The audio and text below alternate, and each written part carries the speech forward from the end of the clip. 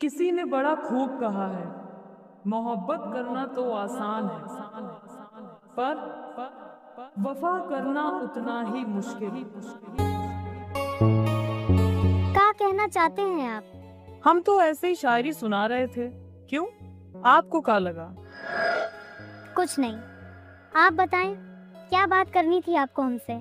कुछ खास नहीं, बस पूछना चाहते थे कि इतने दिनों कहाँ थी आप? ना कॉलेज आई, ना हमारे कॉल उठाए।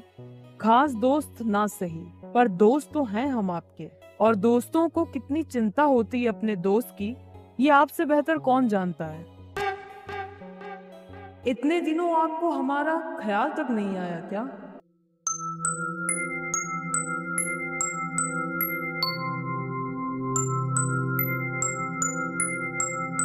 ऐसी बात नहीं है, बस अब हम समझ गए हैं कि कुछ ख्याल दिल में ही रहे तो ही अच्छा है, वरना उन ख्यालों की खूबसूरती को दुनिया की नजर लग जाती है। और रही बात आपकी, तो कुछ अपने दिल के ख्याल हमने आपके सामने भी रखे थे, फिर चाहे वो आपसे प्यार करने का हो या जैसे हमारी दोस्ती का हो, लेकिन आपने उन ख्यालों का कितना ख्याल रखा, ये भी हमसे बेहतर कोई नहीं जानता। बस इसीलिए अब हम अपने ख्यालों को अपने दिल तक ही सीमित रखते हैं। वैसे अगर आपको हमारी तरफ से कोई तकलीफ हुई हो तो हम माफी मांगते हैं आपसे, हमें माफ कर दीजिए। लेकिन आपने ही तो कहा था कि आपके लिए जय दोस्त से बढ़कर है। ये आधा सच है, पूरा सच अब बताते हैं आपको।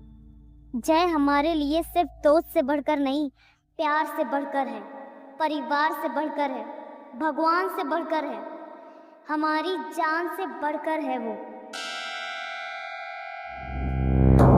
इतना सब बोलने की बजाय सीधा सीधा बोलती कि तुमको जैसे प्यार है। अगर ये सच होता तो क्या हम आपसे प्यार का इजहार करते? अगर हम जैसे प्यार करते तो आपको प्रपोज करके उसके दिल को चोट क्यों पहुंचाते? खुद इतने जलील क्यों होते? आपसे प्यार का इजहार क्या किया हमने, हमारी इज्जत को तार तार करके रख दिया आपने। इंसान की इज्जत उसके हाथों में होती है, और लड़की के कंधों पर तो पूरे घर की इज्जत की जिम्मेदारी होती है। इसलिए लड़की को समाज में सोच समझकर चलना चाहिए। वो ऐसे ही खुलेआम किसी भी लड़की के साथ घूम फिर नहीं सकती, ना ही दोस्ती कर सकती है और ना ही प्यार। एक लड़की को शादी से पहले अपने पिता या भाई और शादी के बाद अपने पति की बात माननी चाहिए। यही सबसे सही रास्ता है एक लड़की की जिंदगी के लिए। वाह अर्जुन जी, इससे आसान परिभाषा नहीं हो सकती एक लड़की की जिंदगी की। खैर, अब मैं आपको बताती हूँ कि एक लड़की की जिंदगी क्या होती है। मैं ऐसे परिवार से आती हूँ जहाँ आप ही की तरह लड़कियों के बारे में सोचा जाता है। पिता, भाई, पति के बिना एक औरत का कोई अस्तित्व नहीं होता। बड़ी ताज्जुब की बात है ना कि जो औरत इनको अस्तित्व में लाती है, उसका अस्तित्व इनके बिना नहीं है।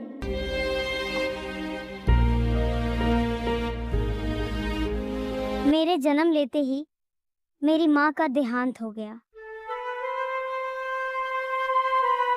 जिसका दोषी मुझे माना जाता है। अब आप ही बताइए, उस नवजात बच्ची की क्या गलती थी? उसने तो खुद ही अपनी दुनिया खो दी, क्योंकि एक बच्चे के लिए उसकी माँ ही उसकी दुनिया होती है। जैसे जैसे मैं बड़ी होने लगी, मेरे पापा और भाइयों का व्यवहार मेरे लिए कठोर और सख्त हो गया, और वक्त के साथ साथ ये सख्ती बढ़ती ही जा रही थी। ऐसा लगता था कि वो मुझसे प्यार नहीं करते हैं, बस मुझे झेलते हैं। हर बात पर डांटना, छिड़कना, हर गलती पर कोसना, यहाँ मत जाओ, वहाँ मत जाओ, ये मत करो, वो मत करो। यहाँ तक छत पर जाना और घर के बाहर निकलने की भी इजाजत नहीं थी मुझे। प्यार और अपनेपन की कमी से मैं घुटने लगी और मुझे भी गुस्सा आने लगा। इतना गुस्सा कि मैं गुस्से से पागल हो जाती थी। मेरे पापा और भाई मुझे ऐसे कैद करके रखते थे कि जैसे मैं कोई कैदी हूँ। वैसे सच में मैं कैदी ही थी, क्योंकि ना दिखने वाली जंजीरें थी मेरे पूरे बदन पर, जिससे हर रोज मेरा शरीर ही नहीं, मेरी आत्मा भी जख्मी होती थी। फिर शायद ये सब देखकर भगवान को भी तरस आ गया मुझ पर। और फिर एक दिन वो हुआ जो मैंने सपने में भी नहीं सोचा था। मुझे घर के बाहर निकलने का मौका मिला। मेरी बुआ अपनी बेटी का शादी का कार्ड लेकर मेरे घर आई और मुझे अपने साथ ले जाने के लिए पापा से बात की कि मैं शादी में घर के कामों में हेल्प करा दूं। पहले तो पापा राजी नहीं हुए, पर बुआ की जिद करने पर पापा ने हाँ कर दी। और फाइनली मैं पिंजरे के किसी आजाद पंछी की तरह आसमान में उड़ने लगी। मैंने सोच लिया था कि भले ही मेरी उड़ान कुछ दिनों की है, पर मैं ऊंची से ऊंची उड़ान उड़ूंगी। इन कुछ दिनों में मैं अपनी सारी जिंदगी जी लूंगी। फिर एक दिन बुआ की बेटी की हल्दी की रस्म चल रही थी। चारों तरफ हंसी मजाक का माहौल चल रहा था। मैंने पहली बार ऐसा माहौल देखा था, तो मैं थोड़ी घबराई हुई सी थी। और इस बात का फायदा उठाकर किसी ने मेरे साथ बहुत घटिया मजाक किया। किसी ने हल्दी में मिर्ची मिलाकर मेरे चेहरे पर लगा दिया, जिससे मेरे चेहरे पर जलन होने लगी। जब मैं हल्दी साफ करने लगी तो वो मेरी आंखों में चली गई। दर्द से मैं झटपटा रही थी और इधर उधर भाग रही थी, जिसकी वजह से मेरे पैर में भी चोट लग गई और मैं गिर गई। सब जोर जोर से हंस रहे थे, पर कोई मेरी मदद नहीं कर रहा था। उस दिन फिर से मुझे उसी दर्द का एहसास हुआ जो मैं अपने घर पर सहती थी। फिर अचानक से एक लड़के की आवाज आई, जिसने पूरे माहौल को शांत कर दिया। उसने सब पर चिल्लाया इस घटिया मजाक के लिए और मेरे पास आकर मुझे उठाने की कोशिश करने लगा, पर पैर की चोट की वजह से मैं चल नहीं पा रही थी। तो उसने मुझे अपनी बाहों में उठाकर बेड पर लिटाया, मेरी आंखें साफ करी और चोट पर मरहम लगाने लगा। मुझे आज भी याद है वो पल। वो भले ही मेरी चोट पर मरहम लगा रहा था, पर मुझे अपने हर दर्द से सुकून मिल रहा था। तब तक डॉक्टर भी आ गए। जलन की वजह से मेरी आंखें सूज गई थी और खुल भी नहीं पा रही थी, इसीलिए मैं देख ही नहीं पाई कि वो फरिश्ता कौन है। बस उसे महसूस ही कर पा रही थी। डॉक्टर ने कहा 2-3 दिन में मेरी आंखें ठीक हो जाएंगी, पर मुझसे इंतजार नहीं हो पा रहा था। मैं उसे देखना चाहती थी, एक बार फिर से उसे महसूस करना चाहती थी, उसे थैंक्स बोलना चाहती थी। लेकिन उसने मेरी बेचैनी को समझ लिया और कहा, डोंट वरी, तुम ठीक हो जाओ फिर थैंक यू बोल देना। उस दिन पहली बार ऐसा लगा कि कोई है जो बिना कहे मुझे समझ रहा है, वरना वैसे तो मेरी चीखें भी किसी को सुनाई नहीं देती थी। खैर, इस हादसे की वजह से मैं पूरी तरह से 2-3 दिन के लिए बेकार हो गई, क्योंकि ना मैं देख पा रही थी और ना ही चल पा रही थी। इस वजह से मैं कोई काम भी नहीं कर पा रही थी। उल्टा मेरी देखभाल के लिए भी एक इंसान की ज़रूरत थी। इस वजह से बुआ बहुत नाराज़ हो गई, क्योंकि काम करने वाले एक नहीं 2 लोग कम हो गए।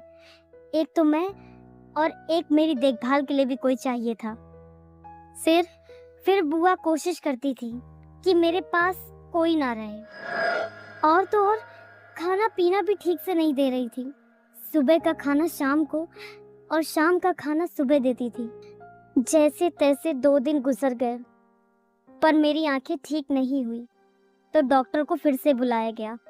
तो पता चला कि लापरवाही की वजह से मेरी आंखों में इन्फेक्शन हो गया है, जो ठीक होने में कम से कम 2 हफ्ते लेगा, वो भी अगर सही से मेरी देखभाल हुई तो, वरना मेरी आंखों की रोशनी भी जा सकती थी। इतना सुनकर बुआ का गुस्सा 7वें आसमान पर पहुंच गया कि तभी फिर उसी लड़के की आवाज आई। उसने बुआ से कहा कि वो मेरा ख्याल रखेगा। बुआ भी मान गई। पहले तो मैं भी खुश हुई, पर फिर थोड़ा परेशान हो गई कि ऐसे कैसे कोई लड़का 24 घंटे मेरे पास रहेगा।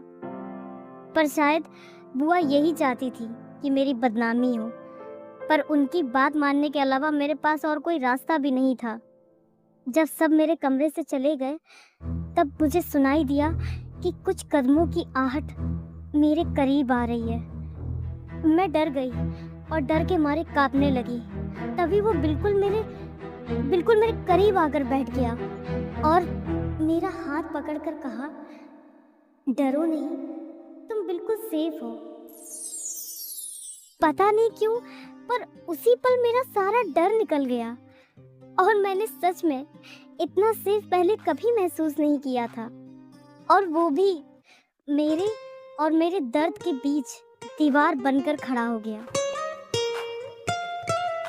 जो सुकून, सुरक्षा, देखभाल, ख्याल, खुशी मेरे रिश्ते आज तक नहीं दे पाए, वो उस बेनाम रिश्ते ने एक पल में दे दिया। अब आप बताएं अर्जुन जी, क्या नाम देंगे इस रिश्ते को? क्योंकि अभी तक हम एक दूसरे का नाम भी नहीं जानते थे। फिर भी उसने मेरे सारे दर्द ले लिए और अपना सुकून मुझे दे दिया। बताइए अर्जुन जी, उससे मेरा दूर दूर तक ना कोई रिश्ता था और ना ही दोस्ती थी, क्योंकि दोस्ती की शुरुआत ही नाम से होती है, जो हम दोनों ही एक दूसरे का अभी तक नहीं जानते थे। और प्यार तो हो नहीं सकता, क्योंकि अभी तक ना ही उसने मेरी आंखों में देखा था और ना ही मैं उसे देख पाई थी। फिर ऐसा क्या था जो कुछ ना होते हुए भी हम बहुत कुछ बांट चुके थे।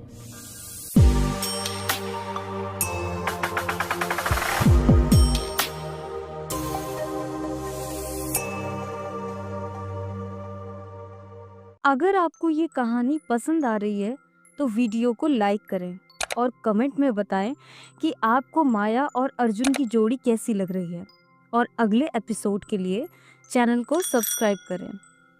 Thanks for watching.